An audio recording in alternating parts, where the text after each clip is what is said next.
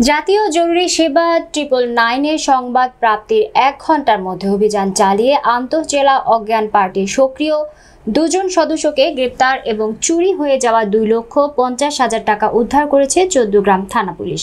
বৃহস্পতিবার সকাল 8:10 সময় ফেনী সদর থানার বালিগাঁও গ্রামের মোহাম্মদ রবিউল হক সুমন, মোহাম্মদ নজরুল ইসলাম ও সিদ্দিকুর রহমান গরু কেনার উদ্দেশ্যে 2,50,000 টাকা নিয়ে চৌদ্দগ্রাম থানাধীন মিরসানি গরু বাজারের উদ্দেশ্যে ফেনী মহিপাল বাস স্টেশন থেকে লোকাল যাত্রী সেবা বাসে উঠে সকাল আনুমানিক 10টার সময় যাত্রী সেবা বাস গাড়িটির চৌদ্দগ্রাম থানা এলাকার বাবুরচি বাজারে থামলে মোহাম্মদ রবিউল হক সুমনের মুখ হতে ফেনা বের হচ্ছে দেখে পেছন থেকে কয়েকজন যাত্রী শোরগোল শুরু করে।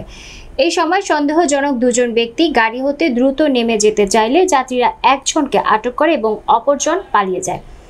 ঘটনাস্থল থেকে জাতীয় জরুরি সেবা 999 জানানো হয়। জরুরি সেবা 999 এই সংবাদ পেয়ে তাৎক্ষণিকভাবে এসআই মোহাম্মদ ওসমান গনি তার সঙ্গীয় ফোর্স নিয়ে দ্রুত ঘটনাস্থলে গিয়ে আটককৃত নোয়াখালী সেনবাগ থানার পদুয়া গ্রামের নাসির উদ্দিনের থেকে 1,50,000 টাকা উদ্ধার করে।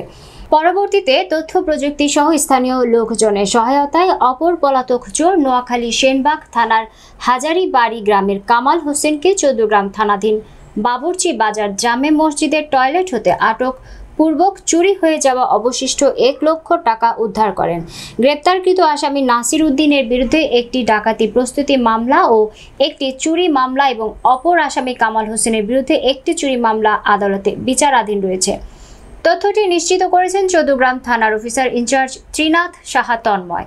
ওসি ত্রিনাথ সাহা সাংবাদিকদের বিশেষ সাক্ষাৎকার জানান, চৌদ্দগ্রাম থানার প্রশাসন সব সময় এলাউট আছে। আমি কৃতজ্ঞতা জানাই চৌদ্দগ্রাম থানার সকল অফিসার বৃন্দকে।